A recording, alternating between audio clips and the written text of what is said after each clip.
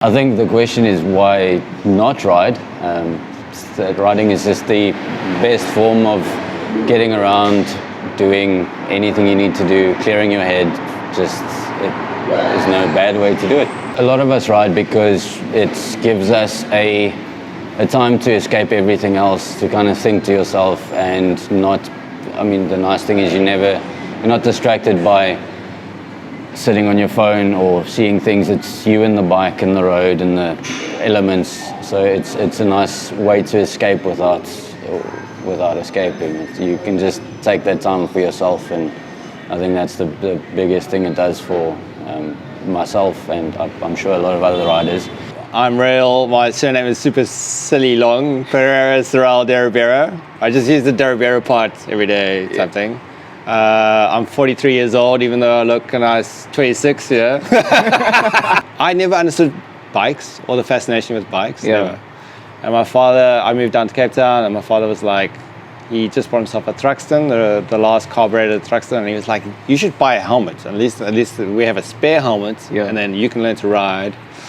And I had my first lesson, and I think the second lesson I dropped the Truxton, which was painful because it's so pretty. And then I was hooked. What's life without riding?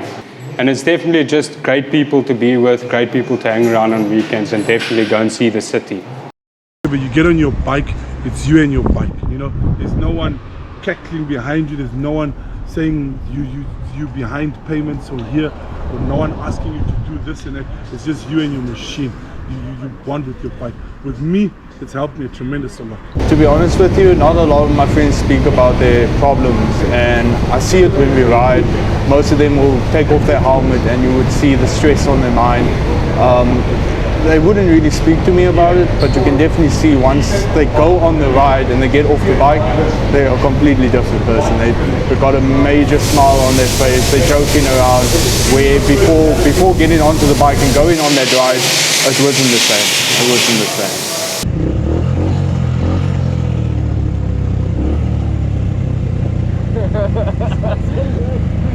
same. So you just get on there, get fresh air, you go riding and you don't focus on anything else, right? And it's just anything that's bothering you at the time is just kind of you don't think about it. Just left behind. And through those kind of experiences and just riding, every time I just needed to get outside and get out, it was just that really got me through a lot. Two questions that I have for you. Mm-hmm. What has your experience been like in Cape Town being a part of the organizing team for the DGR? A lot of people want to get involved and want to help, which is nice. Normally when you try and organize a non-profit kind of event, then people are sort of reluctant and holding back. But you find that everybody within the motorcycle community is really eager to try and help and see what they can do, and not so much for what's in it for them, but for the sake of making it a big event. Aside from any title that you may have, just you personally as a man, what has motorcycling done for you? Wow, yeah, that's a very loaded question. I think anybody it's not something, there's no syntax to explain. Anybody who's ridden a bike knows what happens when you put that helmet on and you turn the throttle. Everybody knows. It's so engaging. It's everybody. There's a big movement these days for living in the now and being present and all that. And there's no more place to be present than to ride a motorbike. It's freedom, and yeah, it's just being present. So essentially, your dad got you into riding. Yeah. Essentially, what has riding done for you from a personal level? So all titles aside, strip off the work, strip off everything else, just you personally as a man, what has motorcycling done for you and your mental health? No, it's definitely helped a lot. I think from a pure experience, it's just the most amazing experience. There's a lot of freedom, there's a lot of involvement. You're very engaged in the process. So riding a bike is just the best fun ever. And it's also rewarding because over time you get better and you get to enjoy more and more aspects of it. If I was blue or upset or needed a moment, jump on the bike, take a ride around to wherever. I'd park off at a lay-by, sit there, enjoy the view, and just soak it all in. And that, you know, the bike is a fabulous mechanism for that. I like to keep moving, and the bike lets you do that. And do you still ride with your dad? No.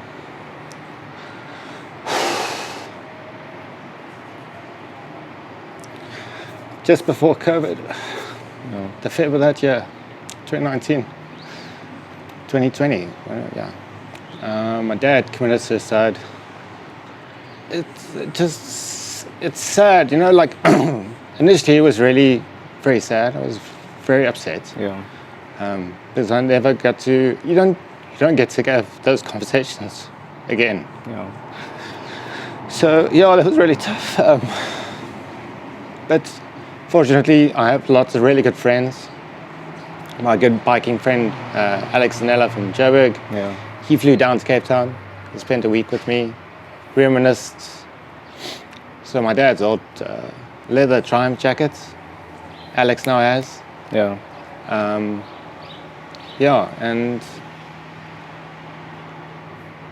so it's one of the questions that came up the last DGR I went to. That this is why I do it, because you need to share if you're not in a good space.